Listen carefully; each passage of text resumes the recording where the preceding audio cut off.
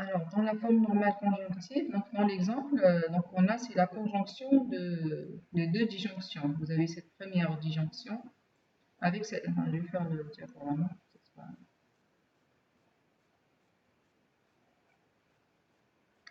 Voilà, donc la question c'est pourquoi on a deux contre-modèles. Donc on peut chercher les contre-modèles en faisant la table de vérité. D'accord?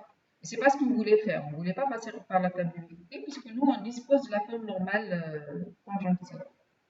Alors, à partir de la forme normale conjonctive, qu'est-ce qu'on va faire? Les contre-modèles, c'est quoi un contre-modèle?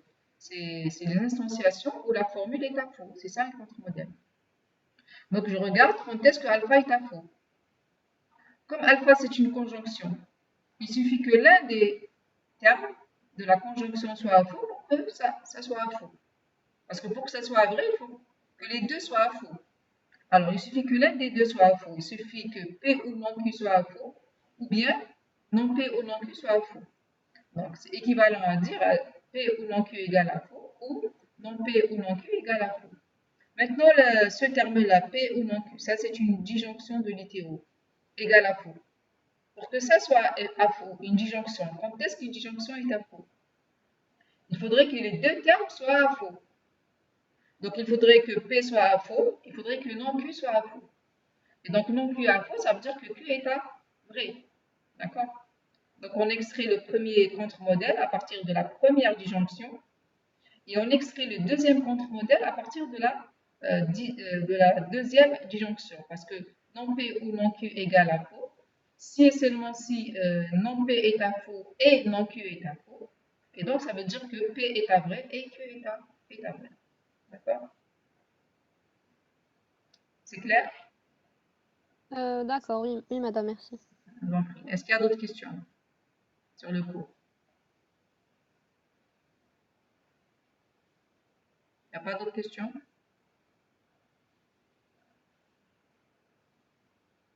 Ce qu'il faut savoir, par exemple, pour les formes normales, donc nous, on a vu comment les extraire à partir de la table de vérité. Mais il y a des algorithmes qui permettent de trouver la forme normale sans passer par les tables de vérité. D'accord? Il y a des transformations qu'on fait sur la formule jusqu'à ce qu'on arrive à la forme normale. Parce que le problème des tables de vérité, c'est l'explosion combinatoire. Le problème d'explosion combinatoire. C'est bon, il n'y a pas d'autres questions sur le cours? Madame, Oui? Madame, pour le système complet de Le connecteurs, connecteur, oui.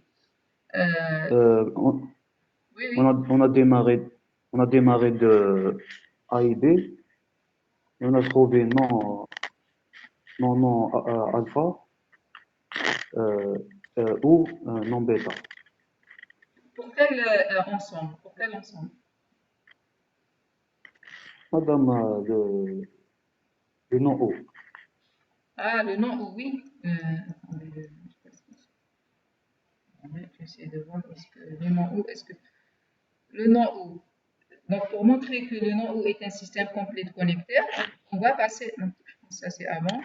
On doit montrer que non, on doit pouvoir exprimer non alpha et bêta en fonction du nom et du ou.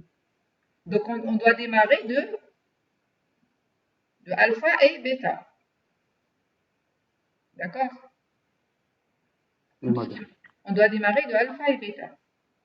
Pour arriver à quoi? On doit trouver quoi? On doit trouver une formule dans laquelle il n'y a que les connecteurs non et ou.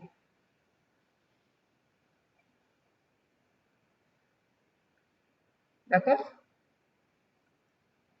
Bon, Madame, cette formule, elle peut être quelconque ou bien?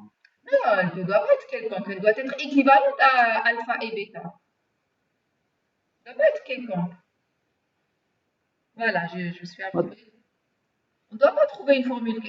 L'essentiel, c'est une formule dans laquelle il n'y a que les connecteurs de l'ensemble. Vous voulez montrer que c'est un système complet de connecteurs il faut qu'elle soit équivalente à alpha et bêta. Parce que pourquoi? Parce qu'il faut exprimer alpha et bêta à l'aide des connecteurs non et ou.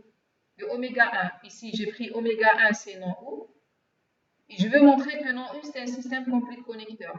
Si je reviens à la définition qu'on vous a donnée, Une formule, donc là, c'est pas la définition. Là, c'est voilà. Un ensemble oméga de connecteurs est un système complet de connecteurs. Si et seulement si, qu'est-ce que je peux faire? Toute formule de la forme non alpha et alpha bêta peut s'exprimer en moins n des connecteurs de oméga. Qu'est-ce que ça veut dire? Je vous ai expliqué ce que ça veut dire. Ça veut dire que il existe deux formules, alpha prime et bêta prime. Et ces formules-là, c'est quoi? C'est des formules dans lesquelles il n'y a que les connecteurs de oméga. Donc, appartient à LP de oméga. Mais ce n'est pas des formules quelconques. Ces formules-là, la alpha prime sera équivalente à non alpha et bêta prime équivalente à alpha bêta. Donc moi, pour trouver la alpha prime, pour trouver le bêta prime, qu'est-ce que je fais? Je pars de non alpha et j'essaye de trouver l'alpha prime. Et la même chose pour alpha et bêta. Donc je pars de alpha et bêta et j'essaye de trouver le bêta prime. Donc pour cela, généralement, on utilise les équivalences avec le théorème de remplacement jusqu'à ce qu'on puisse arriver à une formule dans laquelle il n'y a que les connecteurs de oméga. D'accord? Maintenant, dans l'exemple, là c'est les explications. On va revenir. Dans l'exemple, qu'est-ce qu'on a fait? On a pris, donc on veut montrer que le nom OU est un système complet de connecteurs. Donc le nom, on a dit qu'il appartient à oméga 1, donc il n'y a rien à exprimer. Non alpha, c'est non alpha.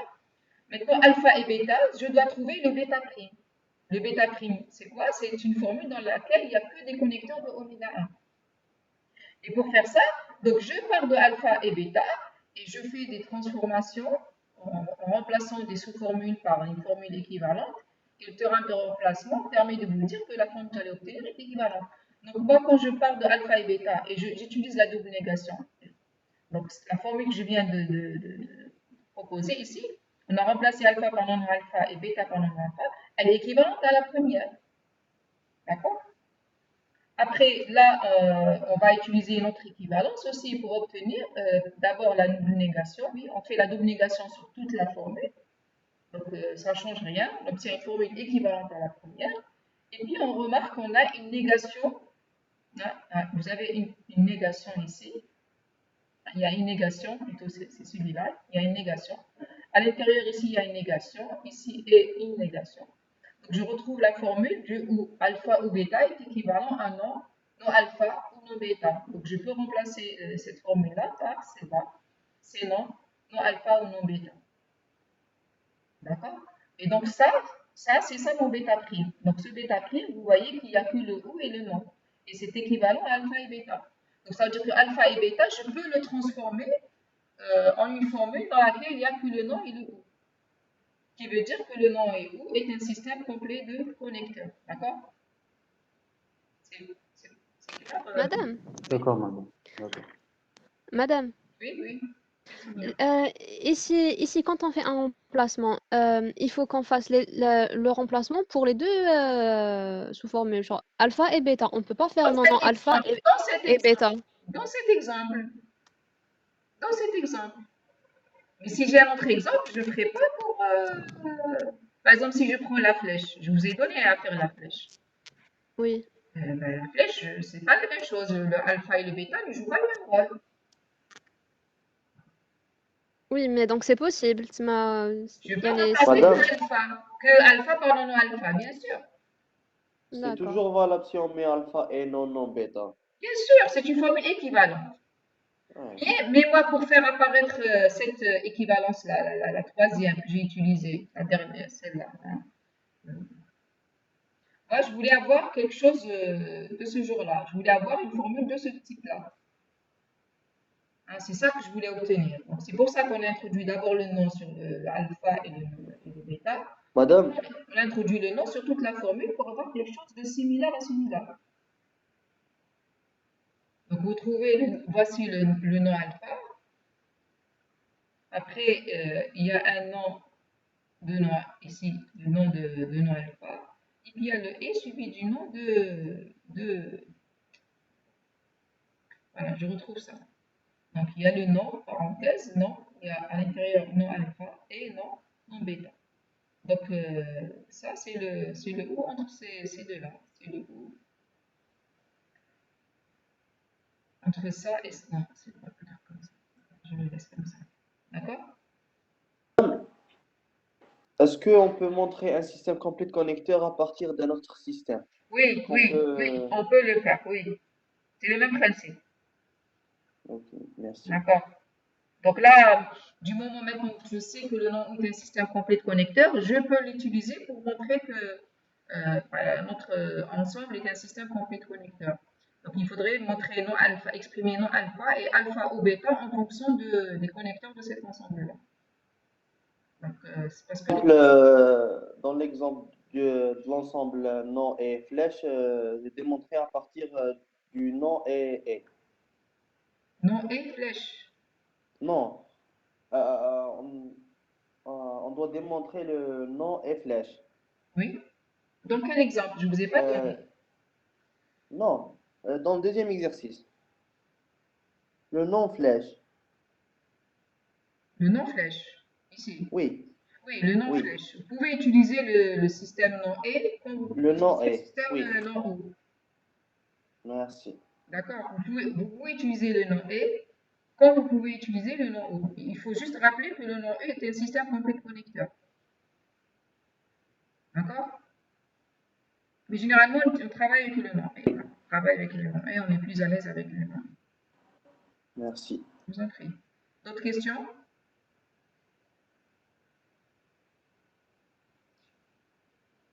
Madame, Oui? madame, vous pouvez nous faire le nom flèche. Pardon? Non, flèche, Et il le est nom. donné en devoir. Oui, madame, j'ai envoyé le devoir, mais je ne sais pas si c'est vrai ou bien. Oui, normalement, le délai expire aujourd'hui. Donc, je le laisse. Je vous donnerai après. Ah, La d'accord. remise du devoir. Merci. On le fera là, ensemble la prochaine fois. Merci. D'accord? Madame, comment savoir d'où commencer? Comment savoir d'où commencer? Si, Oui, par exemple. si vous utilisez les noms et, vous commencez avec les connecteurs de nom et. Si vous utilisez Oui, les noms ou, vous utilisez les connecteurs de nom ou. Vous commencez avec les connecteurs de nom ou. oui, oui. Donc, vous commencez, donc si votre base, vous utilisez la base sur laquelle vous travaillez. Si votre base, vous dites, voilà, je vais me baser sur le fait que le nom est un système complet de connecteurs pour montrer que oméga est un système complet de connecteurs. Vous commencez avec les connecteurs de nom et. D'accord? Maintenant, si vous utilisez un autre ensemble tel que le nom O, ben, vous allez commencer avec le nom O. Le nom et le. On verra, il y a des exercices dans ce sens-là. D'accord? Dans la série. Oui, d'accord. D'accord? Est-ce qu'il y a d'autres questions? L'essentiel, c'est Madame, de je trouve ne votre argument. pas faire l'inverse. C'est-à-dire que l'erreur que je retrouve d'habitude, c'est que les gens font, par exemple, pour montrer que non O est un système complet de connecteurs, qu'est-ce que certains font? Ils vont exprimer alpha ou bêta en fonction du nom et du et. Ça, c'est une erreur. C'est faux. Ça, c'est pas correct. Donc, il ne faut pas faire l'inverse. On ne doit pas exprimer le ou en fonction du nom et du et. Donc, il y a un sens à respecter parce qu'il y a un sens de transitivité. Ici, j'ai expliqué un peu l'histoire de transitivité. Parce que le fait, par exemple, de savoir que le nom est un système complet de connecteurs, ça, c'est ma base de travail. Ça veut dire quoi? Ça veut dire que n'importe quelle formule que vous allez prendre dans la logique des propositions, vous pouvez lui trouver une formule phi' dans le langage nom et qui lui soit équivalente. Phi équivalent à phi'. D'accord? Et maintenant, la deuxième étape, vous voulez montrer par exemple que oméga est un système complet de connecteurs. Qu'est-ce qu'on vous demande de faire? On vous demande d'exprimer le nom alpha et bêta. Ça veut dire quoi? Ça veut dire que pour le nom alpha, vous allez trouver une formule alpha prime. Et pour le alpha et bêta, vous allez trouver une formule bêta prime appartenant au langage LP de oméga. Donc, vous allez trouver une formule alpha prime équivalente à nom alpha. Vous allez trouver une formule bêta prime équivalente à alpha et bêta. Ça veut dire quoi? Si à chaque fois que j'ai un nom alpha, je peux le réécrire, le transformer en alpha prime, et à chaque fois que j'ai un alpha et bêta, je peux le transformer en bêta prime, et j'obtiens des formules équivalentes, ça veut dire quoi? Ça veut dire que, quelle que soit la formule du langage nom et phi prime, je peux lui trouver une formule phi second appartenant au langage de oméga, telle que phi prime équivalente à phi second. Donc, je suis partie d'une formule de la logique de propositions de façon générale, c'est-à-dire le nom, le et, le ou, la flèche, la double flèche. J'ai trouvé une formule phi' équivalente dans laquelle il n'y a que le nom et le et, du moment que le nom et est un système complet de connecteurs.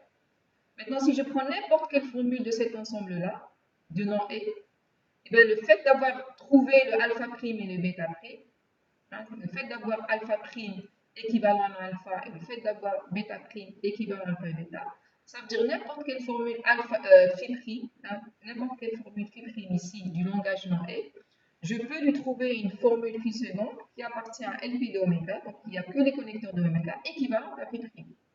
Et par transitivité, la relation d'équivalence est transitive. On a dit que c'est une relation d'équivalence. L'équivalence logique est une relation d'équivalence. Donc, le fait que phi est équivalent à phi prime et que phi prime est équivalent à phi second, c'est-à-dire que vous prenez n'importe quelle formule de la logique des propositions de façon générale, vous pouvez toujours y trouver une formule phi seconde équivalente et que cette formule, c'est une formule du langage LP oméga. Donc, n'importe quelle formule de la logique, on peut l'exprimer avec seulement les connecteurs de oméga. Et donc ici, si je change de système, je travaille avec le nom O, je fais la même chose. C'est le même raisonnement. D'accord? Est-ce qu'il y a d'autres questions? Madame, Oui, oui. Madame, pouvez-nous faire la déduction alpha et bêta, déduit bêta dans le système non flush? C'est la série 2, exercice 2. Je n'ai pas pu la faire. Ah, je vais Madame, essayer, mais je ne suis pas sûr si c'est correct. Vous m'envoyez votre madame, solution. madame, moi Vous m'envoyez j'ai votre fait avec, solution, je vais voir. madame, est-ce que c'est juste de faire avec la déduction triviale? Trivial. Oui. C'est-à-dire quand on a une série alpha 1, alpha 2, alpha i, alpha n, on peut avoir alpha i en utilisant justement cette méthode. On ne l'a pas donné, mais en réalité, c'est vrai. Si j'ai alpha, alpha, n, je peux déduire l'un des alpha i. Ça, c'est. Oui, Ça, donc c'est. je peux utiliser ça. On peut l'utiliser, oui. Bien que. Enfin, D'accord, on peut. Envoyez-moi votre solution, je vais voir ce que vous avez fait. très bien, d'accord. D'accord.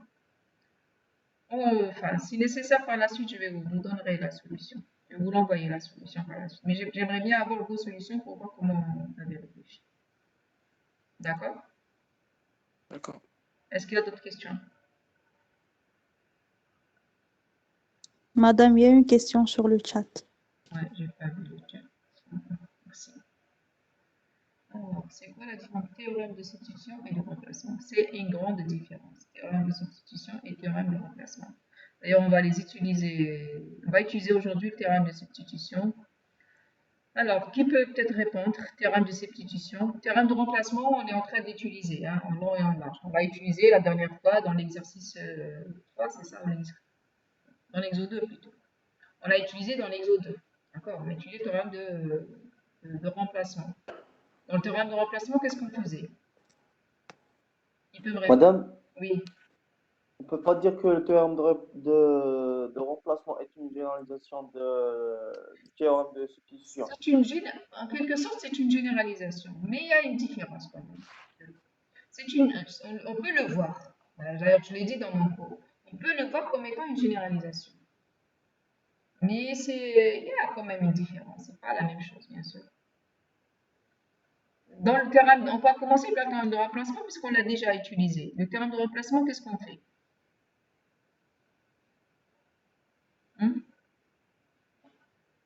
Dans le théorème de remplacement, vous partez d'une certaine formule alpha. Vous voulez trouver une certaine formule alpha prime, en quelque sorte. Alors, qu'est-ce que vous pouvez faire dans certains cas? C'est de prendre une formule bêta, une sous-formule bêta de alpha, la remplacer par une formule bêta prime équivalente. Donc, vous remplacez bêta par bêta prime non alpha. Alors, on vous dit, lorsque vous faites ça, la formule que vous allez obtenir, elle est équivalente. Équivalente à la première. On vient de le faire maintenant. Par exemple, ici, je prends cet exemple-là. Non alpha et non bêta. qu'est-ce qu'on a fait? On a le passage de là à là. De là à là. On a remplacé alpha et non bêta par non bêta et alpha. Ces deux formules sont équivalentes. Elles sont équivalentes, ces deux formules. Pourquoi? Parce qu'on sait que E est commutatif. Je peux permuter. Donc, j'ai remplacé cette sous-formule par cette sous-formule. Ben, le théorème de remplacement vous garantit que cette transformation que vous faites vous donne une formule équivalente à la précédente. Et donc, à chaque fois que je remplace une formule par une sous-formule par une formule équivalente, le théorème de remplacement me garantit que ce que je vais obtenir, c'est une formule équivalente. Donc, le passage de là à là, quand je remplace alpha par non-alpha, alpha est équivalent à non-alpha, ben, la formule que j'obtiens est équivalente à la première. Et comme j'ai l'équivalence logique est transitive, donc elle est équivalente à la précédente et équivalente bien sûr à la première. D'accord? Ça concerne le théorème de remplacement. Maintenant, le théorème de substitution. Déjà, il y a une différence de taille. Dans le théorème de remplacement, on remplace une sous-formule par une formule équivalente. Mais dans le théorème de substitution, on ne remplace pas une formule. On remplace une variable propositionnelle par une formule. Et là, il n'y a aucune contrainte sur la formule, par une formule quelconque. Mais on va remplacer toutes les occurrences de la variable propositionnelle. Là où elle apparaît la variable propositionnelle, on va la remplacer par la formule. Hein? Donc, on va remplacer, donc, par exemple ici, dans cet exemple-là, le B, ici, il y a deux apparitions du B, deux occurrences du B. Et on veut remplacer le B par A et non B. Il n'y a aucune relation, il n'y a aucune équivalence entre B et A et non B. A et non B, c'est une formule quelconque. On va remplacer B par A et non B. On obtient une nouvelle formule. Qu'est-ce qu'il va vous garantir, le théorème de substitution? Il vous garantit que si la formule de départ est une tautologie, celle que vous allez obtenir par substitution est aussi une tautologie. D'accord? Donc on a, c'est pas la même chose. D'accord? Est-ce que c'est clair? La personne qui m'a posé la question.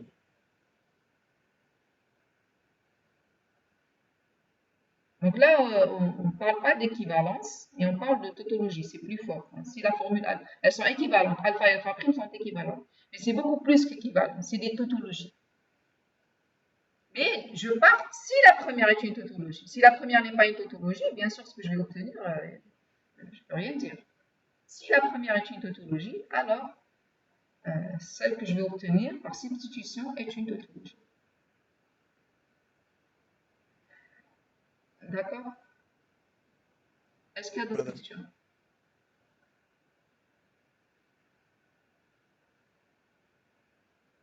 Il n'y a pas d'autres questions? C'est bon? Madame, Oui? vous pouvez nous faire un petit résumé sur dans l'étude syntaxique. Lorsque je fais des déductions, j'ai toujours des doutes si ce que je suis en train de faire est autorisé ou non. C'est-à-dire, par exemple, j'obtiens une formule, je ne sais pas si j'ai le droit de l'utiliser une nouvelle fois. Je ne sais pas si ce genre de truc. C'est-à-dire, j'arrive au résultat, mais je ne suis pas sûr si mon traitement respecte les Oui. conditions. Maintenant, enfin, je ne sais pas ce que vous attendez de moi, parce que je vous ai dit qu'il n'y a pas d'algorithme, il n'y a pas de méthode. D'accord? Il n'y a pas de méthode, il n'y a pas d'algorithme.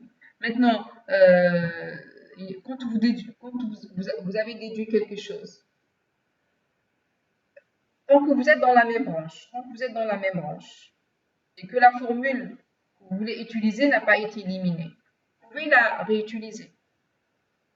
D'ailleurs, je vais vous montrer un truc, je ne sais pas si je vais trouver, vous allez me dire, voilà, parce que ce matin, je commençais à voir ce que vous m'avez envoyé. Je vais le chercher. Madame, Oui. est-ce qu'on doit utiliser toutes les prémices Toutes les ou prémices, non? parce que dans ce qu'on vous donne, dans les déductions qu'on vous donne, on vous donne le minimum. Mais dans l'absolu, on peut ne pas utiliser toutes les prémices. Mais dans ce qu'on vous donne, on vous donne vraiment le minimum. Donc vous êtes censé Donc, les utiliser. C'est parce qu'on vous si donne le minimum. si on aboutit au résultat en utilisant quelques prémisse, c'est pas la peine d'utiliser les autres prémices. Non, non, non, non, vous n'avez pas compris ma réponse, je pense, hein. Je vous ai dit que dans toutes les déductions qu'on vous a données, les prémices qu'on vous a données, c'est vraiment le minimum. C'est-à-dire que vous êtes censé, normalement, on doit toutes les utiliser. Elles sont nécessaires, elles sont toutes nécessaires. D'accord? Mais dans l'absolu, par exemple, je peux avoir plus de prémices pour faire une déduction, plus d'hypothèses qu'il en faut. Ok. Mais dans ce qu'on vous donne, si vous n'avez pas utilisé une déduction, il faut s'en douter, dire non, pas possible. C'est-à-dire qu'on n'a pas fait attention. Normalement, nous, on fait attention à ce qu'on vous donne le minimum des. Alors, Merci. regardez, je vais partager une. Où est-ce que je suis? Je vais arrêter ici le partage. Peut-être que l'étudiant va reconnaître son nom. Voilà. Voilà, ça c'est une déduction, je ne sais pas si vous arrivez à la voir, proposée par un étudiant. Alors, c'est P flèche Q flèche R flèche S, non S ou non Q, P flèche Q, non R ou non P. Alors, d'ailleurs, j'aimerais bien, alors, puisqu'on est ensemble, vous allez me dire déjà, dès le début, qu'est-ce qu'il ne devait pas faire au début déjà. Donc, il a fait P flèche Q, non S et Q, on déduit, non R et P. Madame, double non, mais Double non, normalement, il voilà. ne l'enlève pas. Sur ça, j'ai insisté. Donc, il y a encore des étudiants qui enlèvent les doubles noms. J'ai dit, donc maintenant qu'on a fait la sémantique, il faut séparer les choses. Là, je n'ai pas le droit d'utiliser, quand je fais de la syntaxe, parce qu'on vous demande d'utiliser la syntaxe. D'accord? C'est pas parce que on vous demande. Mais sinon, c'est-à-dire que si on voulait faire des preuves, on peut mélanger, c'est pas un problème. Mais nous, quand on vous demande de faire une preuve, on voudrait que vous sachiez que vous êtes dans l'aspect syntaxique, donc n'utilisez que les règles et tout ce qui est autorisé dans la partie syntaxique. Et donc, ça veut dire que je n'ai pas le droit de remplacer non S par une formule équivalente, qui est S. D'accord? Donc, je ne sais pas. Je fais les déductions, j'utilise que les règles de déduction et peut-être certaines déductions autorisées. Hein. Pas toutes les déductions ne sont pas toutes. Vous n'êtes pas autorisé à utiliser toutes les déductions parce que vous êtes en apprentissage. D'accord? Madame, C'est pas parce qu'on s'il n'a vous pas plaît, le une droit de question. le faire. Ouais. Vous êtes Madame, en s'il vous plaît, une question. apprentissage. Donc, ça veut dire qu'on veut vous faire des choses. Donc, le A1, le A4, oui, le reste, non. Sauf si on vous le dit. Le A1, A4, oui, vous pouvez les utiliser, mais le reste, non. D'accord? Madame, s'il vous plaît, quand on utilise le théorème de déduction, c'est-à-dire quand on l'utilise une seule fois et on met tout ce qui est du côté gauche de la flèche, on le met avant, ou alors on peut l'utiliser deux fois. Parce que c'est pas la même chose quand on l'utilise une fois et ensuite on le réutilise. Ça dépend C'est-à-dire de que, votre formule, là, je me suis dit, ça dépend de votre formule.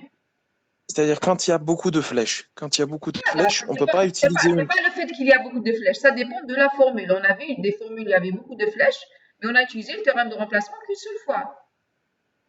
Voilà, oui. Oui, C'est-à-dire, je veux dire, quand on l'utilise une seule fois et quand on l'utilise deux fois, c'est-à-dire qu'on remarque une flèche, il faut les remarquer toutes avant pour l'utiliser et les mettre parce du qu'il côté gauche. faut trouver le connecteur principal, la flèche principale. Parce qu'il faut que Oui, la voilà. conclusion soit de la forme alpha flèche bêta. Quelle est cette flèche-là? Où elle se trouve? Pour pouvoir délimiter la partie gauche et délimiter la partie droite. Ah, d'accord. Et c'est la partie gauche qui va passer comme hypothèse. Et donc ça, c'est la priorité. Donc là, il faut revoir ce qu'on En a une fait seule la fois, oui. dernière fois. Ah, oui, d'accord. D'accord? Alors, on Oui. continue avec ça. Donc déjà au début, mais ça, c'est pas un problème. Alors, après, qu'est-ce qu'il y a? Donc là, il utilise P flèche Q avec P flèche Q et R flèche S. P flèche Q, c'est une hypothèse de base. Il a son deux flèches, il obtient R flèche S. Mais là, je ne sais pas ce qu'il a utilisé. D'ailleurs, moi, je n'ai jamais fait ça. Hein. C'est-à-dire que je réécris les hypothèses pour séparer les étapes.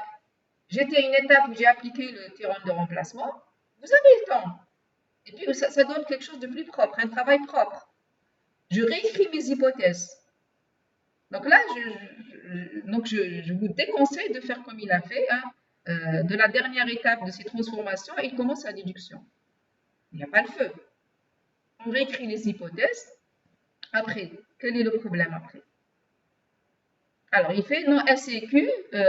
Donc là, il met je ne sais pas quoi. S flèche non Q. Il aurait dû remplacer non S ou non R par la définition du O, madame. Pourquoi le O? Tous les... On est dans le système non et flèche.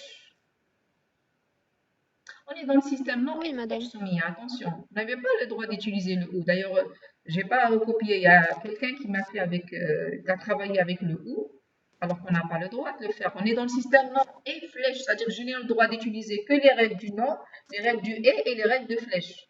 Donc, ou c'est un connecteur d'abréviation. Donc, je le remplace et on vous a donné la définition. On vous a Oui, dit Hada, remplacer. c'est ce que je voulais dire, madame. C'est remplacé par... Oui, donc ça, on a soulevé le problème. On a dit que là, il l'a fait, mais il a éliminé le doublement. C'était ça son erreur. C'est ça l'erreur. Oui. Donc là, c'est dans cette étape-là. Il a, à ce niveau-là, il fallait pas, à ce niveau-là, il n'aurait pas dû enlever les doublements. Maintenant, lui, ici, c'est comme s'il a appliqué une déduction, je ne sais pas, ou une équivalence, ou S flèche non Q. C'est vrai que non S et Q est équivalent à S flèche non Q. Et c'est vrai que de non S et Q, on peut déduire S flèche non Q. Mais ni on l'a démontré, ni c'est une règle. Donc, n'utilisez pas, hein, donc vous n'êtes pas autorisé, vous êtes en apprentissage.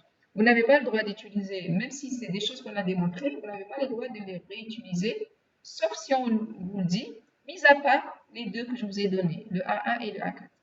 D'accord? مدام هذه ماشي لا راك دي مورغان Hein?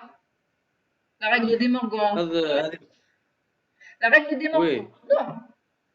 La règle des Morgans, je suis con. La règle des Morgans, vous avez oublié la règle des Morgans. Pourtant, je l'ai donné, la règle des Morgans. La règle des Morgans. Mais la règle des Morgans, je ne vais pas l'utiliser ici. Là, je suis en train de faire les déductions. La règle des Morgans, c'est dans la partie sémantique. La règle des Morgans, c'est ça. C'est la négation de alpha et bêta. Même, c'est quoi? C'est pas avec flèche la règle des Morgans. C'est la négation دوك هذه شنو دايره فوق de alpha à. Ah, il a règle des Morgans. C'est ça. شنو دايره فوق Oui, ça c'est pas correct ça. Vous n'avez pas le droit d'utiliser ça qu'il a fait. Ah, d'accord? وي C'est pas correct. C'est pas une règle. On n'a pas une règle comme ça. On n'a pas une règle. Maintenant, on peut le démontrer. On peut faire cette déduction-là. C'est-à-dire, on peut le démontrer. C'est-à-dire, il aurait fallu que, et ça n'a pas d'intérêt du tout de le faire ici, de démontrer que de non alpha, hein, c'est-à-dire, il aurait fallu quoi démontrer que de non alpha, je vais déduire,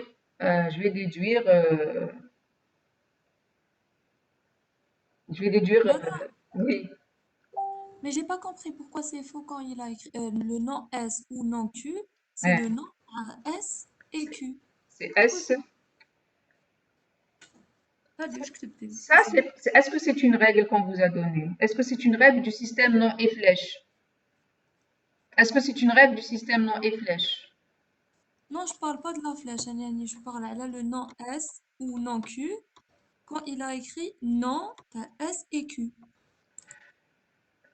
Attendez, je termine ça. Non, bêta. Non, bêta, pardon. Ah, c'est non bêta. Oui. Donc là, c'est alpha. Parce que j'étais en train de recopier. Bon, je termine cette écriture-là. Et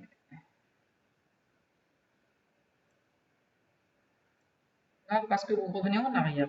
Donc, il fallait réagir plus vite. Alors, ici, je vous ai dit, par exemple, moi, quand je vais remplacer non S ou non S, non S Alors, ou R, ou...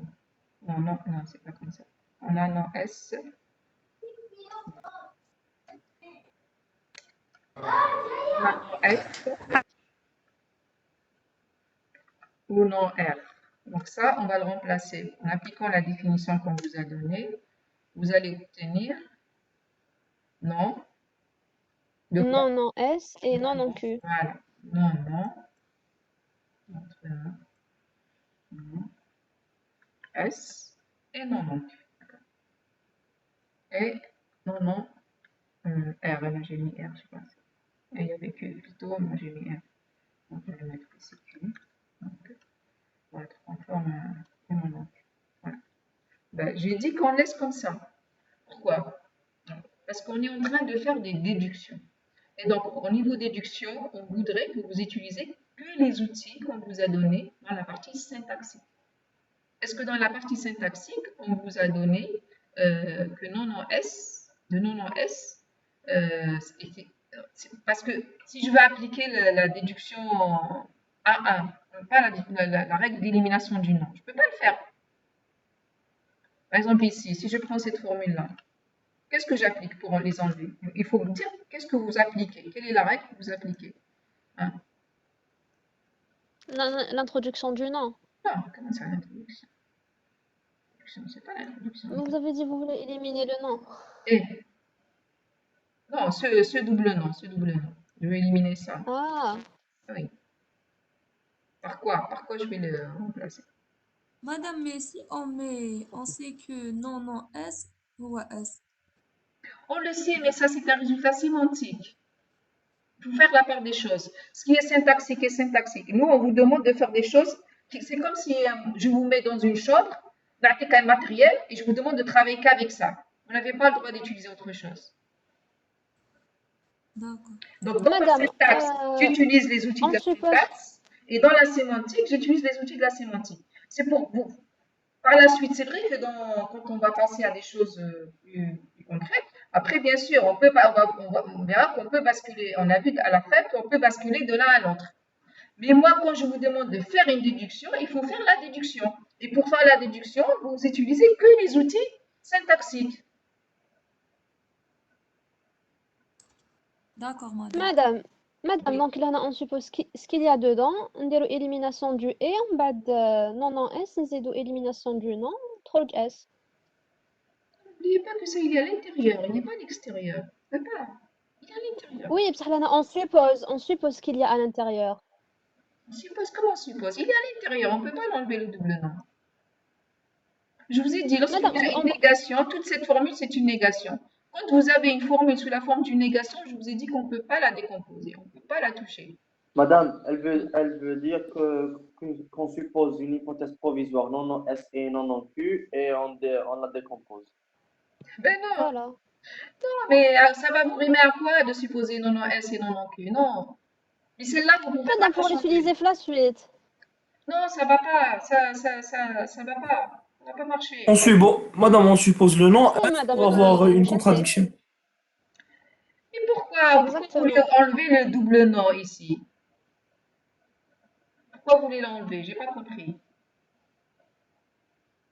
Madame, pour faire la déduction. Regardez, moi je ne peux pas expliquer la solution de ça. Je veux juste qu'on me donne les erreurs. Après la solution, vous l'aurez après. D'accord? Oui. D'accord? Après la solution, vous l'aurez après. Mais je veux qu'on discute les erreurs qu'il y a sur cette solution-là. Donc la première, c'est de ne pas éliminer le double nom dans la première étape. Donc il faut travailler avec. La deuxième, c'est que vous n'avez pas là déduction mis à part les déductions A1 et A4. Donc vous n'avez comme boîte à outils. C'est quoi? C'est les règles du langage qu'on vous a défini A1, A4. Lorsque vous avez le nom dans le langage. C'est tout ce que vous pouvez utiliser. Non, pour le A4, non, même si on n'a pas le nom. D'accord. Alors, on continue. Donc là, on n'a pas le droit d'écrire ça. Hein. Là, c'est comme s'il voulait remplacer le nom et par flèche. Hein. D'ailleurs, certains, au début même, là, c'est comme si je veux remplacer ici le ou avec une définition par flèche. Donc ça, je ne peux pas le faire. Dans ma boîte à outils, je n'ai pas ça. Je n'ai pas ça. Sinon, il faudrait le démontrer. Et ça n'a pas d'intérêt à le faire. Vous n'avez pas vraiment d'intérêt à le faire parce que vous n'allez pas gagner beaucoup de choses. Faire la démonstration, donc là, c'est pas c'est flèche. Do, alpha, flèche. Attendez. Trompé ici.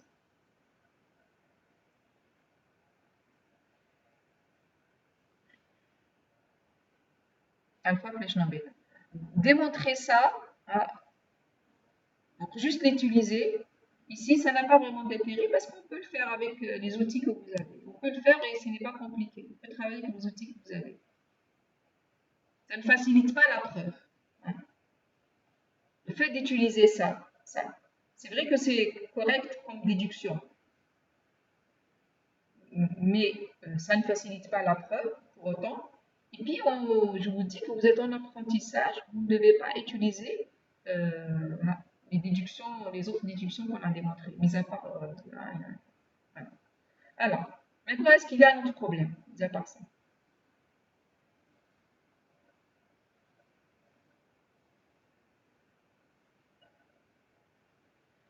Alors, je pense que vous ne pourrez pas peut-être le voir.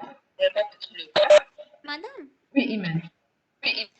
madame, j'ai une question à propos de l'hypothèse P flèche Q. P flèche La Q. personne qui a fait ça l'a utilisé dans 2 fois. pour éliminer la flèche. Oui. Est-ce qu'il aurait pu la réutiliser encore une deuxième fois pour faire Oui, une 2 fois. J'ai déjà dit. Ah. C'est une hypothèse de base. D'accord. Merci. Alors, une hypothèse de base, vous pouvez la réutiliser autant de fois que vous voulez. Il n'y a pas de souci. Il faut s'inquiéter des hypothèses provisoires.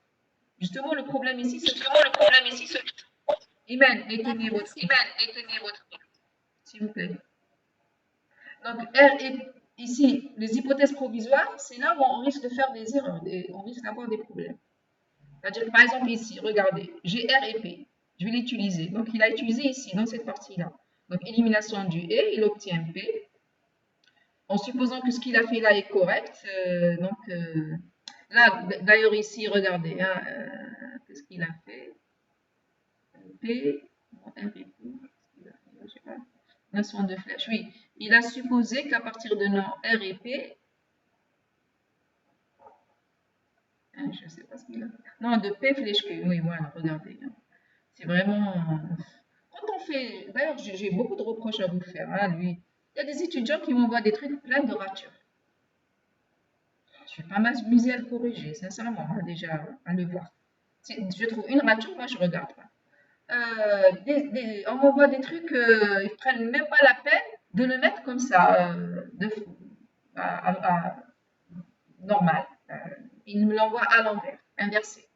Moi, je dois m'amuser à inverser l'image. Faites un effort. Donc ici, hein, il fallait que vraiment que je devine que ça, c'est, hein, pour que je puisse comprendre qu'il a fait P avec P flèche Q. Élimination de flèche. Donc P avec P flèche Q, il déduit Q. Donc là, jusque-là, c'est bon. En supposant que ça, c'est bon.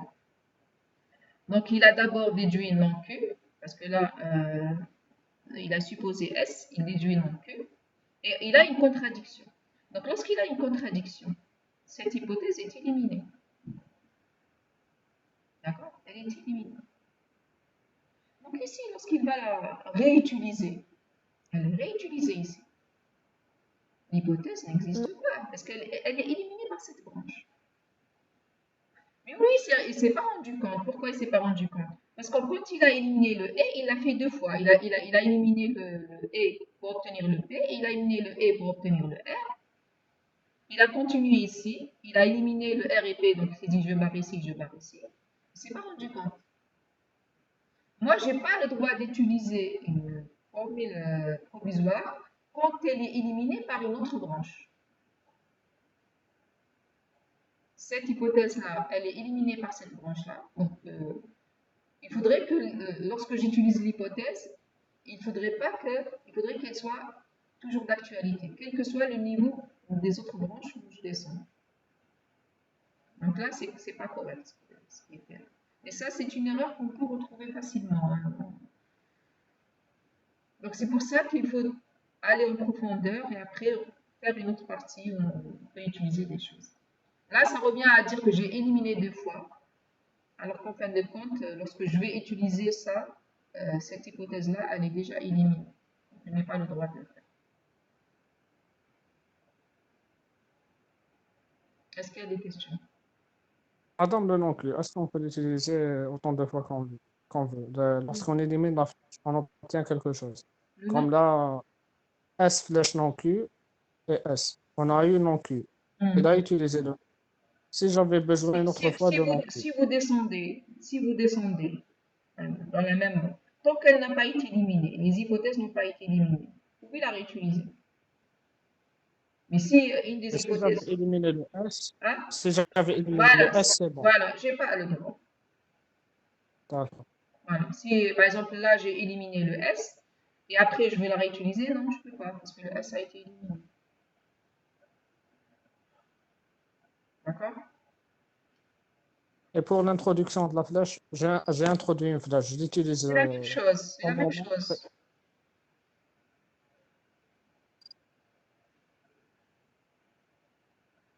Ça veut dire que finalement, pour utiliser l'hypothèse déduite, ça veut dire que vous devez, au moment où vous voulez la réutiliser, il faudrait que tout ce qui était possible pour faire cette preuve-là, il faudrait que je puisse le refaire. Madame, Oui. et si j'arrive à la conclusion et après, je n'ai pas éliminé toutes les hypothèses? C'est faux. C'est faux. C'est faux. On a déjà vu, on a déjà soulevé ce problème-là. Si j'arrive à la conclusion et je n'ai pas éliminé toutes les hypothèses, ça c'est faux. D'accord? Madame, on a le droit En d'ajouter plus, des regardez, là, parenthèses. l'erreur, il y a une autre erreur en plus, regardez. Alors, Sa conclusion. Sa conclusion n'a rien à voir avec la conclusion recherchée. Nous, on veut trouver non RIP et lui, il a trouvé, la personne a trouvé non S. Il faut faire attention à ce genre de choses aussi. Je ne sais pas. Parce que normalement, en examen, je me dis, il n'a pas pu terminer, mais ça c'est un devoir. Donc, soit qu'il l'a fait jusqu'au bout, soit qu'on ne la fait pas. Donc, si on n'arrive pas à la faire, Madame, oui. نديرو introduire flash. Non, maître Oli, je ne vais pas la corriger. D'accord? Non, question Ah, sur le d'accord. devoir. Mhm.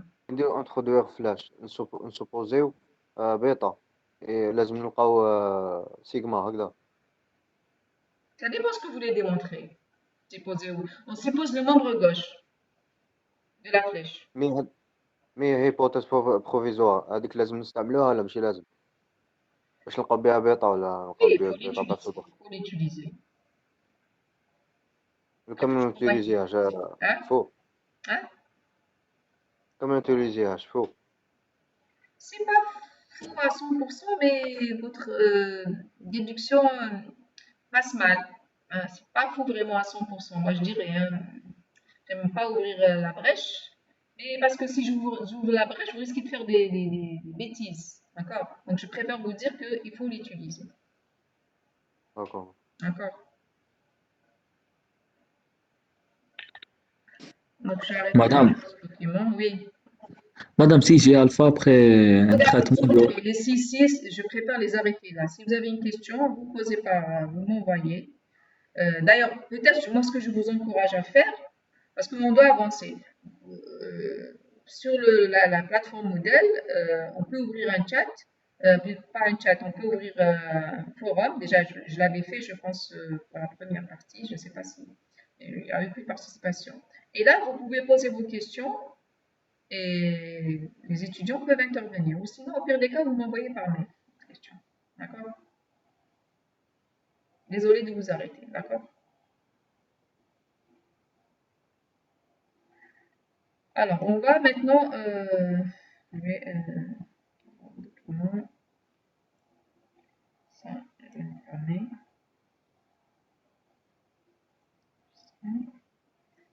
Alors, voilà. Donc la dernière fois, on s'est arrêté à l'exercice 4. Alors, dans l'exercice 4, on considère le langage non et ou. Il y a 3 connecteurs, le non, le et le ou. Et on définit 3 opérations, gamma étoile, gamma dièse et gamma plus. Gamma étoile, c'est quoi? C'est le fait de remplacer chaque variable propositionnelle par sa négation et vous interchangez entre le et et le ou. Vous permutez entre le et le ou. Le gamma étoile, formule obtenue à partir du gamma, et là vous interchangez juste entre le et le ou. Là où il y a le et, vous faites le ou et inversement. Le gamma plus, vous faites l'opération qui consiste à remplacer chaque variable propositionnelle par sa négation. Donc finalement, le gamma étoile a été décomposé en 2. Ici, on fait le fait d'interchanger le et le ou, et le gamma plus, on fait l'autre. On remplace chaque variable propositionnelle par sa négation. La première question vous demande de montrer par récurrence que gamma étoile est équivalent à non gamma, quel que soit gamma. Je vous ai dit la dernière fois que ça, c'est une preuve par récurrence sur le nombre de connecteurs de gamma. Alors, généralement, les étudiants sont bloqués face aux récurrences, alors que c'est vraiment pas sourcé. Hein. Il faut vraiment, faut d'abord juste rédiger. Hein, c'est pas du tout sourcé. Alors, on commence bien sûr par le cas de base, c'est toujours un cas simple. Donc ici, c'est lorsque n égale à 0. C'est-à-dire qu'il n'y a pas de connecteur. Hein. Pas de connecteur. Ça veut dire qu'il n'y a pas de connecteur. Alors, s'il n'y a pas de connecteur, donc ma formule se résume à quoi? C'est quoi gamma en fait de temps? Une variable C'est tout propositionnelle. simplement une variable propositionnelle. D'accord? C'est tout simplement une variable propositionnelle. Donc moi, je vais appliquer l'opération étoile sur cette variable propositionnelle. D'accord? Donc la formule est une variable propositionnelle qu'on peut noter A. Donc qu'est-ce que je vais faire? Je vais appliquer l'étoile sur cette variable propositionnelle. Qu'est-ce que ça va me donner? Je l'ai appelé A. Donc gamma étoile est égal à A. Donc qu'est-ce que ça va me donner lorsque je vais appliquer l'étoile? L'étoile, c'est quoi? C'est vous remplacer chaque variable par sa négation et vous interchangez le et le ou. Il n'y a pas de connecteur puisque j'ai n égale à 0. Donc je vais remplacer. On a seulement non A. Simplement non A. Voilà. Gamma étoile, ça va me donner non A. Gamma étoile me donne non A. Et ça, ce n'est rien d'autre que. Non, il n'y a pas l'étoile ici. C'est rien d'autre que non. C'est non gamma. D'accord? Puisque gamma, c'est A. Hein. Donc, gamma étoile, j'applique l'opération ici. Donc, là, à ce niveau-là, qu'est-ce qu'on a appliqué? On a appliqué la définition de l'étoile. Hein. Là, on a appliqué la définition de l'étoile, de l'opération étoile.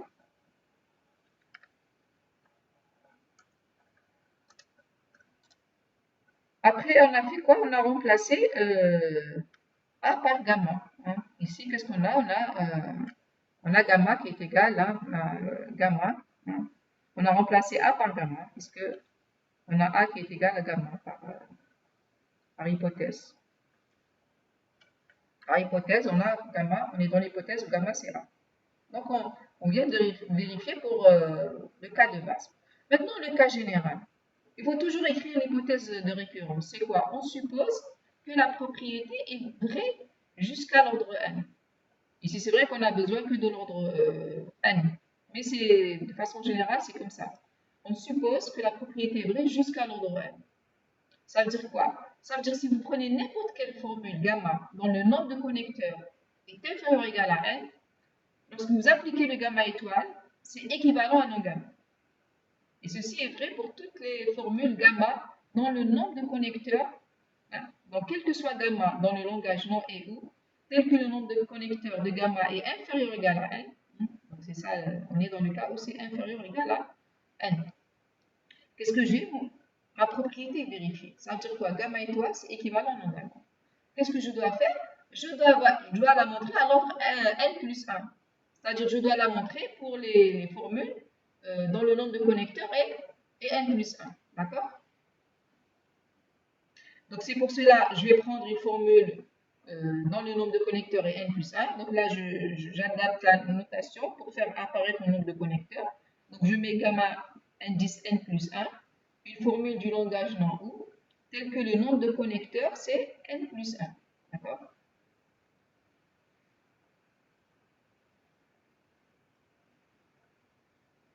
Et je vous ai dit la dernière fois, donc si vous prenez une formule dans le nombre de connecteurs est n plus 1, ça veut dire qu'il y a au moins un connecteur. Parce que n est supérieur au... Ici, j'ai mis strictement supérieur ou égal, plutôt. Supérieur ou égal à 0. Alors, donc n plus 1, ça veut dire qu'il y a au moins un connecteur. Ce connecteur, ça peut être quoi? Ben, ça peut être le non, ça peut être le et, ça peut être le ou, puisque je suis dans le langage non et ou. Donc, ma formule gamma n plus 1, ça peut être non gamma n, ça peut être la conjonction de deux formules, que j'ai noté gamma p et gamma q, et ça peut être la disjonction de deux formules, gamma p ou gamma q. Alors, vous voyez ici, vous remarquez que je n'ai pas mis le même indice. J'ai mis ici p, j'ai mis q. Pourquoi? Parce que le nombre de connecteurs à gauche et le nombre de connecteurs à droite n'est pas forcément le même. D'accord? À gauche, ça peut être une variable propositionnelle, donc pas du tout de connecteurs. Et à droite, je vais avoir le reste des connecteurs. Ou bien, ça va être...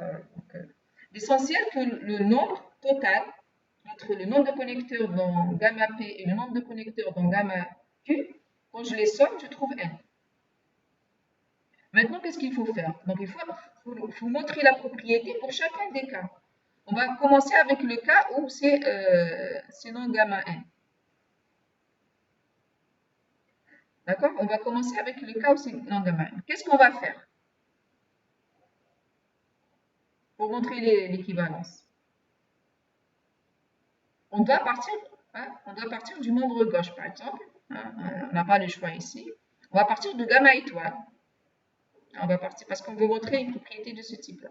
Donc, on va partir de l'étoile. On va appliquer l'étoile, cette fois-ci, sur gamma n plus 1.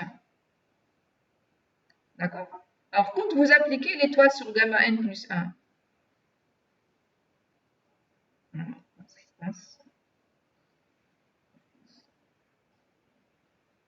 qu'est-ce que vous allez obtenir? Si j'applique l'étoile sur ça, qu'est-ce que ça va? L'étoile, c'est quoi? Je remplace chaque variable propositionnelle par sa négation et j'interchange entre le et le ou. Et le non, qu'est-ce que je fais du non? Est-ce que le non, on le touche? C'est non gamma n. C'est non. Donc le non, n'intervient pas. Non gamma n. Non, attendez. On applique l'étoile. Le non n'intervient pas dans l'opération étoile. Dans l'étoile, on vous dit, voilà, remplacez chaque variable propositionnelle par sa négation et vous interchangez entre le et le ou. Donc lorsque vous faites l'étoile de ça, alors le non n'intervient pas. Donc je vais faire l'étoile sur quoi? Sur cette formule-là, sur le gamma n. Je vais faire l'étoile sur cette formule-là. Donc qu'est-ce que ça va me donner? Ça va me donner ceci, normalement. Gamma n plus 1 étoile. Donc je vais remplacer le gamma n plus 1 d'abord par non gamma n, puisque je suis dans le cas. Donc c'est l'hypothèse, je suis dans le cas où gamma n plus 1 égale à gamma n. Et après là, je vais appliquer l'étoile sur cette formule-là. Je viens de dire que le non reste à sa place. Par contre, le gamma n, on va lui appliquer l'étoile. Donc voilà, qu'est-ce qu'on va obtenir? On va obtenir tout simplement, donc le non il sort, et on va appliquer l'étoile sur le gamma n. Gamma n, c'est une formule quelconque, je ne sais pas ce qu'il y a dedans. D'accord? Mais moi, qu'est-ce que je sais? Qu'est-ce que je sais de gamma n étoile? Qu'est-ce que je peux affirmer? Qu'est-ce qu'on a dit au début? Ici. Regardez ce qu'on a dit. On a dit ça. On a supposé la propriété vraie jusqu'à l'ordre n. C'est-à-dire, si je prends une formule dont le nombre de connecteurs est inférieur ou égal à n, gamma étoile est égal à non gamma. Je suis dans ce cas-là. Gamma n, c'est une formule qui contient n connecteurs. Cette formule-là. Elle contient n connecteurs. On est en train de lui appliquer l'étoile. Donc, je peux utiliser l'hypothèse de récurrence. Donc, qu'est-ce que je vais obtenir? Je vais obtenir non. J'ai ça. Cette relation, elle est vérifiée pour gamma n. D'accord? Elle est vérifiée pour gamma n. Donc, on va remplacer le... Je vais l'écrire ici pour que vous le voyez. On va obtenir non, non, gamma. Mais je vais mettre juste l'indice. Ici, je vais mettre l'indice N.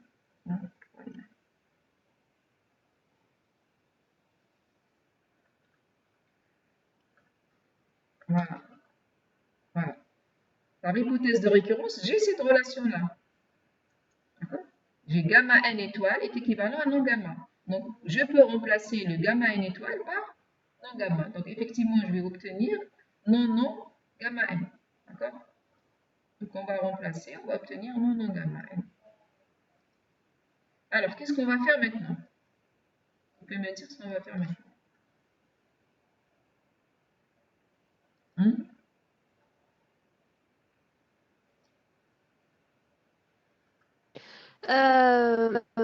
Non, madame, non, non, non, gamma n, ce qui est entre les parenthèses, on le remplace par t, par gamma n plus 1.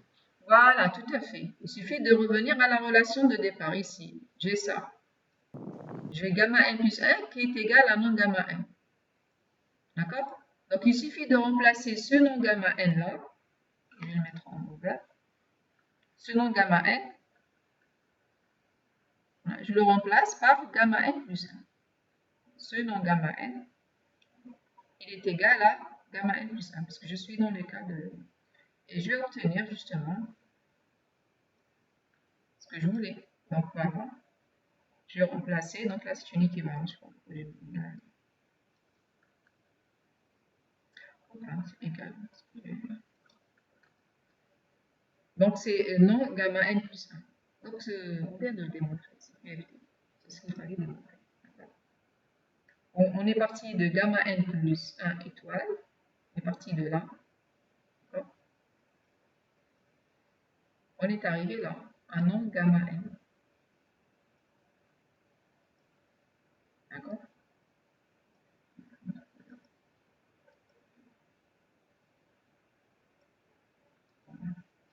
Est-ce qu'il y a des questions?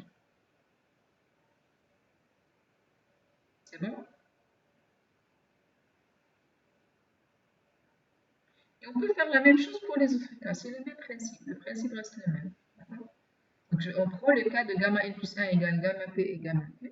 Et on fait la même chose. On fait vraiment la même chose.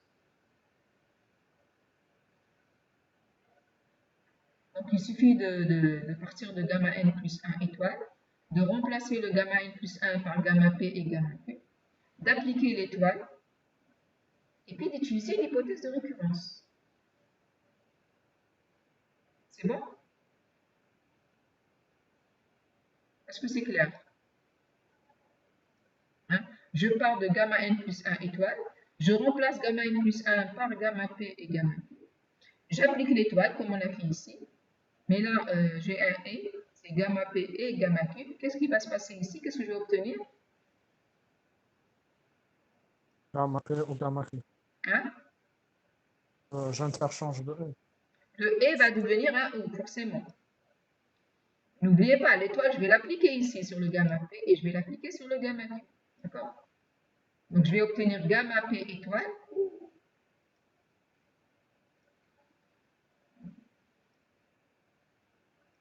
C'est un coup que je vais avoir, mais entre gamma p étoile et avec le gamma q étoile. Et après, vous allez utiliser, comme vous l'avez fait ici, l'hypothèse de récurrence. Hein, gamma p. Puisque qu'est-ce qu'on a? On a p plus q égale à n. Hein, on a p plus q égale à n. C'est-à-dire que p est inférieur à n Donc, et q est inférieur ou égal à n. C'est pour ça d'ailleurs ici que j'ai dit jusqu'à l'ordre n. De toute façon, c'est ce qu'il faut faire. Hein. La propriété est vraie jusqu'à l'ordre n. Donc ici, je vais utiliser l'hypothèse de récurrence pour un ordre inférieur à n. Donc ici, qu'est-ce que vous allez obtenir? Non, gamma P Non ou gamma non p. gamma Q. Voilà, vous allez obtenir non gamma p ou non gamma q en utilisant l'hypothèse de récurrence. Voilà. Non gamma p ou non gamma q par hypothèse de récurrence sur gamma p et gamma q. Là, j'ai juste rappelé les conditions de p. P et q sont inférieurs ou égales à 1. Après, qu'est-ce qu'il y a lieu de faire? C'est presque fini. J'essaie de revenir au et Voilà, en utilisant l'équivalence entre le O et le et. voilà. Donc, je vais utiliser le démorphomme mais dans l'autre sens pour essayer de retrouver le gamma n plus 1. J'aimerais retrouver gamma p et gamma q, comme ça. Il faudrait que je retrouve ça. D'accord? Il faudrait que je retrouve ceci. Donc là, il suffit de faire sortir le nom à l'extérieur et j'obtiens une négation d'une conjonction. D'accord? Vous allez obtenir la négation d'une conjonction. Donc gamma p et gamma q. Donc là, on utilise des mongols. Et donc là, on retrouve notre gamma n plus 1. Donc gamma p et gamma q, voilà, c'est gamma n plus 1. Donc là, c'est bon. Donc c'est QFT. Voilà. Troisième cas, je ne vais pas le faire, il est similaire que le deuxième. D'accord? Alors la deuxième question, je vais vous la laisser parce que c'est une application. On va appliquer ce qu'on vient de voir. On vient de voir que lorsqu'on applique le gamma étoile, c'est équivalent à la négation. Ça veut dire que je peux utiliser le gamma étoile pour trouver une formule équivalente à la négation. Moi, je veux trouver la négation de cette formule. Je peux le faire, mais je peux, avec l'opération étoile, qu'est-ce qu'il suffit de faire? Il suffit de remplacer chaque variable par sa négation et d'interchanger le et le ou. Vous allez obtenir une formule équivalente à la négation de cette formule. Donc je pars de alpha, voilà alpha, j'applique l'étoile, hein, je fais alpha sur alpha, je vais appliquer l'étoile, d'accord? Je vais trouver une certaine formule, et cette formule-là, finalement, elle est équivalente à la négation, d'accord? Elle est équivalente. On vient de voir que la formule que vous allez obtenir, sera équivalente à alpha. D'accord?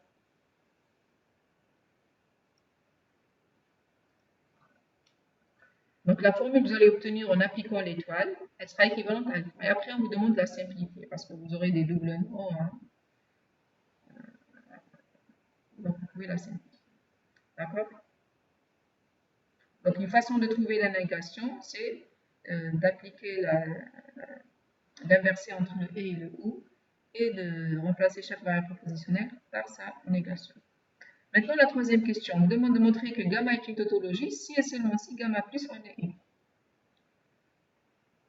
Alors, on va d'abord démontrer si seulement si. Donc, on va démontrer l'implication dans un sens, puis on va démontrer l'implication dans l'autre sens. Donc, on va supposer que gamma est une tautologie, et on va démontrer que gamma plus est une tautologie. Je rappelle le gamma plus. Le gamma plus, c'est quoi? C'est on remplace chaque variable propositionnelle par sa négation. Donc, on remplace une variable propositionnelle par une formule, mais là, la formule qu'on a choisie, c'est sa négation. Et la formule de départ, c'est une tautologie. Est-ce que ça ne vous rappelle pas certains théorèmes qu'on pourrait exploiter? Dans quel cas on remplace les variables propositionnelles? De remplacement, madame. Substitution. Enfin, non, de Substitution, théorème de substitution, oui. Dans le théorème de substitution. Donc, on va utiliser le théorème de substitution. Le théorème de substitution, qu'est-ce qu'il vous dit? Il vous dit que si dans une formule alpha, vous remplacez une variable propositionnelle A par une formule quelconque, bêta, donc, mais vous remplacez toutes les occurrences. Ça, c'est toutes les occurrences de A dans alpha. Toutes les occurrences de A dans alpha par une formule bêta. Alors, si la formule de départ alpha est une tautologie, alors alpha prime est une tautologie. Nous, on a une formule gamma qui est une tautologie. Ben, on va appliquer ce théorème-là de telle sorte par la suite, parce que l'idée c'est quoi? C'est de remplacer les variables propositionnelles par leur négation. Mais dans la formule qu'on a, on peut avoir plusieurs variables propositionnelles. D'accord? Donc, comment on va procéder? Par exemple, imaginez que dans votre variable, il y a n variables propositionnelles. On va l'appliquer pour chaque variable propositionnelle. On va l'appliquer pour chaque variable. Donc, je considère que dans ma formule, il y a n variables. N variables, A1 jusqu'à A1. Je commence par appliquer le théorème en remplaçant A1 d'abord. Je laisse le reste. Je remplace A1 par une formule qui est sa négation. Donc, je remplace toutes les occurrences de A1 par leur négation. Qu'est-ce qu'on va obtenir? On va obtenir une première formule. on a remplacé A1 par sa négation, ben, qu'est-ce qu'on peut dire de cette formule-là? Du moment que la première est une tautologie, cette formule qu'on va obtenir est aussi une tautologie. Donc, on applique le théorème de substitution en remplaçant A1 par non A1 dans gamma. On obtient une formule gamma 1, telle que gamma 1 est une tautologie. D'accord? Qu'est-ce qu'on va faire maintenant?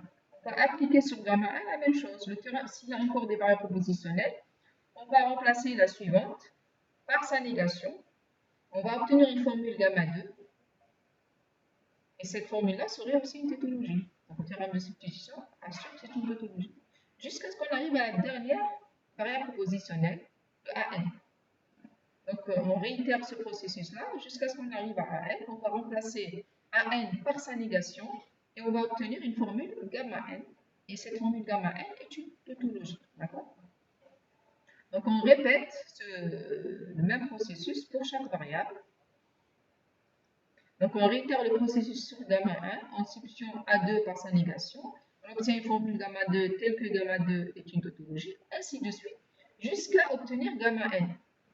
Vous allez avoir le gamma n est une tautologie. Donc, gamma n, on aurait remplacé le AN par sa négation. Alors, dans gamma n, ça veut dire que lorsqu'on arrive à gamma n, on a remplacé A1 par sa négation, A2 par sa négation, AN par sa négation. Donc, on a remplacé toutes les variables par leur négation. Donc, le gamma n, ce n'est rien d'autre que le gamma plus. D'accord? Le gamma n, ce n'est rien d'autre que le gamma plus. Et donc, c'est une tautologie. Voilà, donc on vient de montrer, en utilisant le théorème de substitution, que si gamma est une tautologie, la formule que vous obtenez en remplaçant chaque variable propositionnelle est une tautologie. Voilà. Maintenant, l'autre sens. Donc maintenant, on va montrer le sens inverse. Je suppose que gamma plus est une tautologie, et je vais montrer que le gamma est une tautologie. Donc, soit gamma est une formule telle que le gamma plus est une tautologie. Alors, qu'est-ce qu'on pourrait utiliser ici? On peut faire la même chose, non. Cette fois, on remplace aussi par sa négation. On aura le non-non. Voilà, d'accord, on va faire la même chose, mais en quelque sorte, mais on peut gagner en disant que je vais exploiter ce qu'on vient de démontrer. Je vais appliquer le gamma plus sur gamma plus. D'accord? On va appliquer l'opération plus, plutôt, sur gamma plus. Si je remplace chaque variable propositionnelle ici par sa négation, ça veut dire que j'ai appliqué le plus. Et ce qu'on vient de démontrer, dans le sens direct, voilà. Un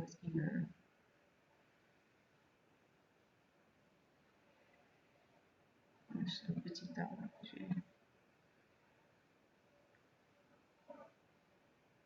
Il y a quelque chose qui a disparu entre temps. J'avais écrit, mais je pense que j'ai fait une mauvaise manip que j'ai. C'est pas grave, j'ai dû perdre la ligne en question. J'avais mis au début avant de commencer. Là, je l'ai perdu.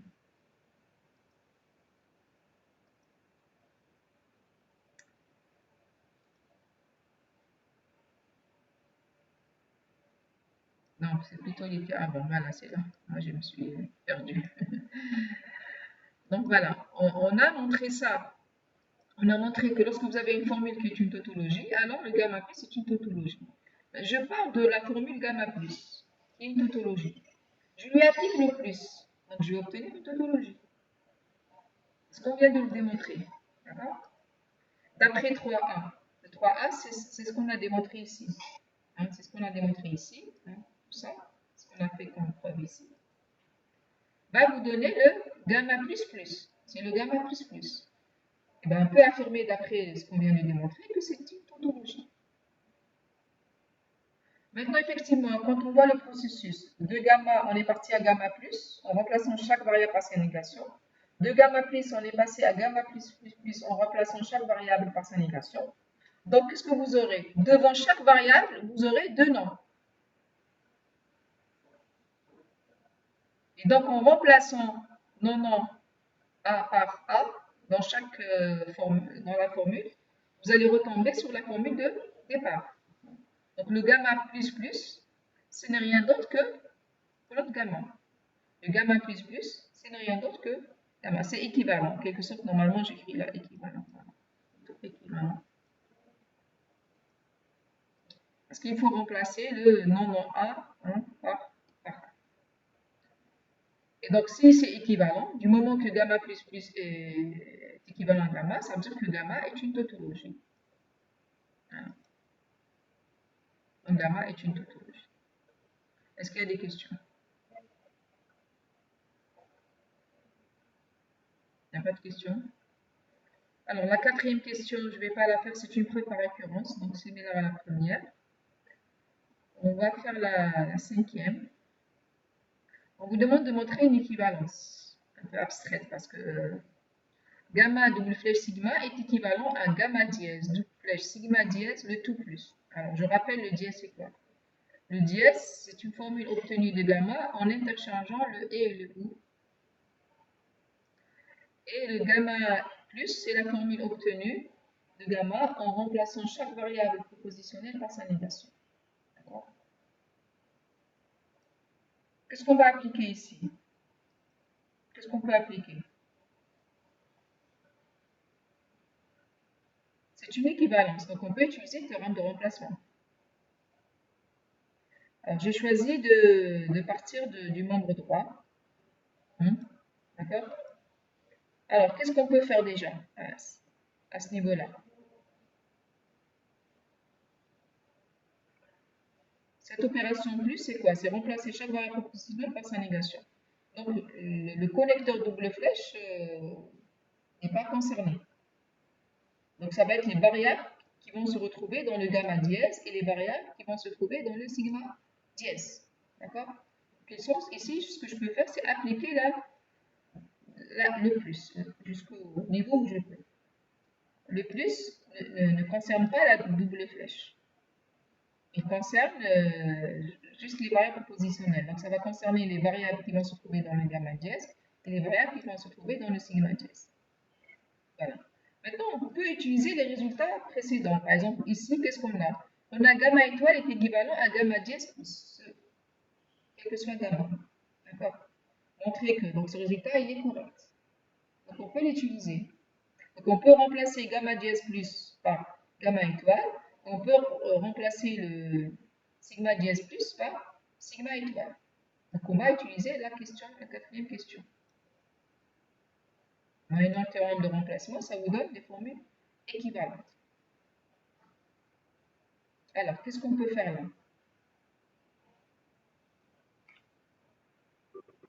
Remplacer gamma étoile. Oui, donc on peut remplacer le gamma étoile. On va remplacer le gamma étoile. Le gamma étoile, dans la première question, qu'est-ce qu'on a montré? On a montré que le gamma étoile est équivalent à non gamma. Donc on va remplacer. Non gamma. Voilà, on va remplacer. Voilà. Ceci. Alors là, à partir de cette étape, on peut le démontrer de plusieurs façons. Soit on continue, vous continuez, donc là je vous invite à le faire, jusqu'à arriver à gamma de plus sigma. Comme on a fait dans l'exercice 2. Vous partez de non gamma de plus sigma, non sigma, et vous arrivez, donc vous remplacez la double flèche, et peut-être qu'il y aura de la distribution à faire et tout. Là, on peut le faire. On peut utiliser une sorte de table de vérité. On peut s'arrêter là et utiliser une table de vérité. On peut le faire en utilisant le théorème de remplacement. Donc, il y a plusieurs façons de le faire. Mais là, je vais aborder une autre façon de le faire. Il y a une possibilité, s'il vous plaît, il y a quelqu'un qui a son micro allumé. Alors, comme on peut montrer, alors on va utiliser une propriété qu'on a énoncée lorsqu'on a vu l'équivalence logique. On a dit que si deux formules sont équivalentes, alpha est équivalent à bêta, on vient à montrer que alpha double flèche bêta est une tautologie. Donc, au lieu de montrer que gamma dièse double flèche sigma dièse, au lieu de montrer plutôt non gamma double flèche non sigma est équivalent à, au lieu de montrer ça, voilà, c'est ça, au lieu de montrer ça, cette équivalence-là, On va mettre la double flèche entre ces formules-là et on va montrer que c'est une tautologie. Vous vous rappelez du résultat qu'on avait énoncé dans le cours. C'est ce résultat qu'on va utiliser. Donc, on peut montrer que gamma double flèche sigma est une gamma double flèche sigma, le tout double flèche non gamma double flèche non sigma est une tautologie. D'accord? Je rappelle le résultat parce que peut-être que vous ne l'avez pas en tête. Alors, c'est alpha équivalent à bêta et double flèche. Donc là, utiliser à montrer que la formule alpha double flèche bêta est une tautologie.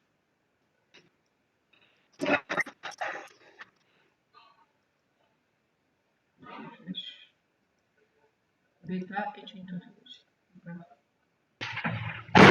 Alors, maintenant, qu'est-ce qu'on va faire? On va utiliser les propriétés de double flèche. Qu'est-ce que vous savez de double flèche?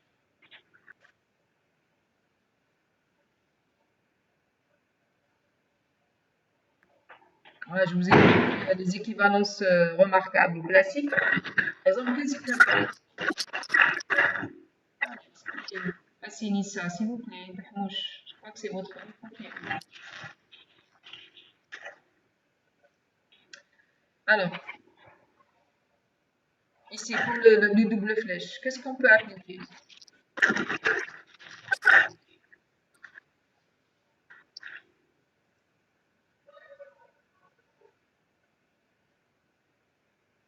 Hein?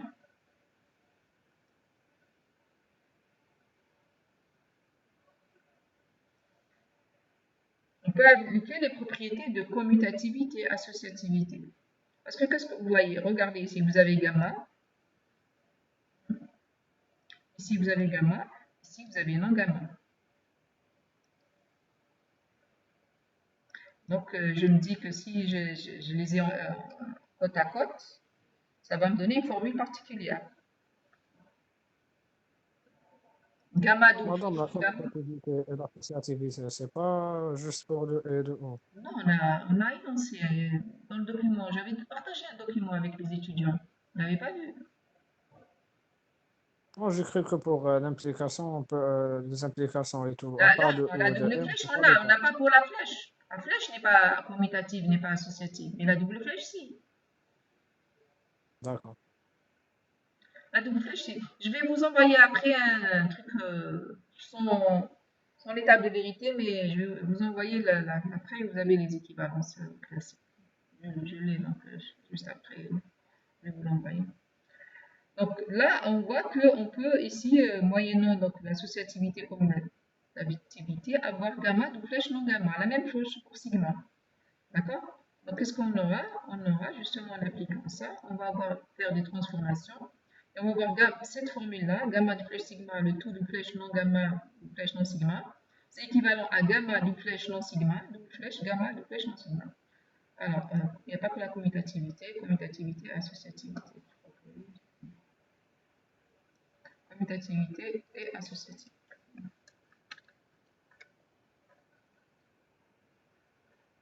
D'accord? Alors, qu'est-ce que je peux dire de gamma de flèche non sigma? C'est une antilogie. C'est une antilogie, parce que lorsque gamma est vrai, non gamma est faux. Donc vrai, faux vous donne faux. Lorsque gamma est faux, non gamma vous donne vrai. D'accord? Faux, vrai vous donne faux. Donc ça, c'est une antilogie. Donc ça, c'est une antilogie. Ça, c'est toujours faux. Ça, c'est toujours faux. Faux avec faux, ça vous donne? Vrai. C'est vrai. D'accord? Antilogie avec antilogie vous donne tautologie. D'accord? Donc, je dis alpha double flèche non alpha est une antilogie. Et qu'est-ce qu'on a? Antilogie double flèche antilogie est une tautologie. Donc, notre formule, cette formule-là est une tautologie. Donc là, c'est pour juste voir une autre façon de montrer, on utilise des tautologies pour montrer une équivalence. Des fois, ça vaut le coup, des fois, bien sûr, ça ne vaut pas le coup. Hein. Là, c'est parce qu'on tombe sur des formules un peu particulières. C'est pour ça que ça vaut le coup de le faire. Sinon, on peut très bien le faire. Hein. Vous pouvez très bien montrer cette équivalence-là avec celle-là. D'ailleurs, on n'a pas fait, je pense, ça. On n'a pas fait ça. Donc, je vous invite à essayer de montrer cette équivalence-là. avec le théorème de remplacement, pas avec les tables de vérité. Alors, il reste une dernière question. Je pense que vous pouvez la faire, hein, la dernière question, normalement. On va utiliser ce qui a été démontré. Hein. Donc, vous allez utiliser ce qui a été démontré auparavant. On veut montrer que gamma est équivalent à sigma si et seulement si gamma dièse est équivalent à sigma dièse.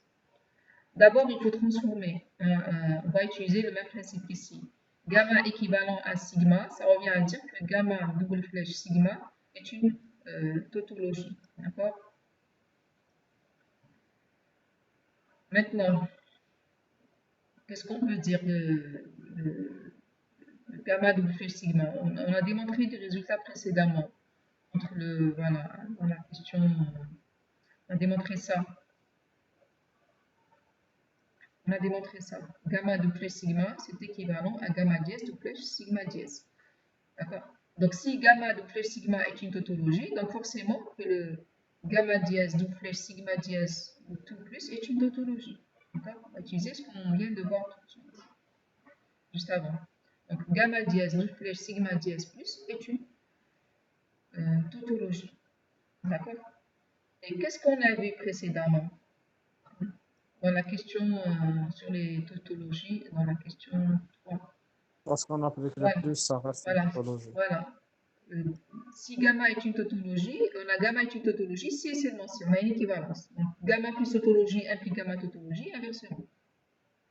Alors ici, on a le plus qui est une tautologie, le plus qui est une tautologie. Donc, si on enlève le plus, la formule reste une tautologie. D'accord? Et la dernière étape, vous allez revenir à l'équivalence. J'ai oublié de la mettre, mais ça veut dire que vous allez obtenir ça. Dernière étape, vous obtenez directement ça.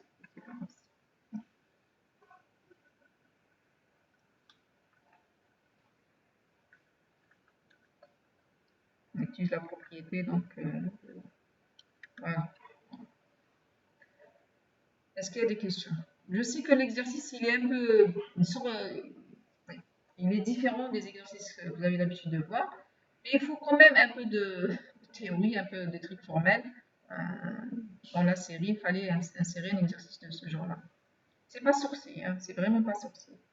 Il faut juste le refaire. Moi, je pense que je vous invite à le refaire, la tête reposée, et de faire surtout la preuve qu'on a laissée en suspens, donc de la faire, et je pense que ça ira. Voilà. Est-ce qu'il y a des questions? Donc la prochaine fois, Inch'Allah, on corrigera la suite. Dans la suite, il y a un exercice sur les systèmes complets de connecteurs et un peu de forme normale, disjonctive et conjonctive. Je ne sais pas si on va corriger les deux exercices. Je vais voir. Normalement, ils sont très Madame, Oui, Madame, les formes normales, on peut les extraire sans... sur la table de vérité. Oui, il y a un algorithme, je ne l'ai pas donné. Il y a un algorithme. Pour ceux qui sont intéressés, je peux leur envoyer l'algorithme.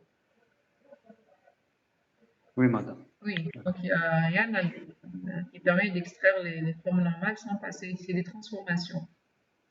On fait des transformations. On commence par remplacer la double flèche, la flèche, puis il y a des étapes à suivre. D'accord, merci. Okay. Mais faute de temps, donc on a d'habitude, je l'ai fait l'année passée, même les années d'avant, on ne le faisait pas. Donc l'année passée, je l'ai introduit. Et cette année, il fallait enlever des choses, donc on a sacrifié. D'accord? Essentiel, parce qu'on va pas, nous, on va pas travailler avec les formes normales vraiment. Donc ça, c'est des choses que vous devez connaître, et au moment où vous allez les utiliser, vous allez regarder les algorithmes.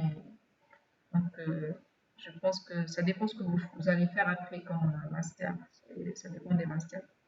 Donc, si vous faites master S2I, oui, eux, ils auraient certainement besoin de connaître les formes normales disjonctives et conjonctives et de voir les transformations. Parce que pour les méthodes de résolution, on utilise la forme clausale. La forme normale conjonctive. Voilà. Alors, aujourd'hui, je vais vous envoyer les vidéos du prochain cours, donc le chapitre de la logique des prédicats. Alors, si on avance bien la prochaine fois, on essaiera d'entamer la nouvelle série. Je vais vous envoyer aussi la série. On essaiera d'entamer la prochaine série, au moins le premier exercice. Ça dépend du rythme d'avancement, comment on avance. Voilà. Est-ce qu'il y a des Madame, questions? s'il vous plaît, Madame, s'il vous plaît, est-ce que ça a été enregistré? Est-ce que la séance Oui, j'ai a été enregistré. enregistrée? Alors, je vais arrêter l'enregistrement. Ah, très bien. Je viens d'enregistrer.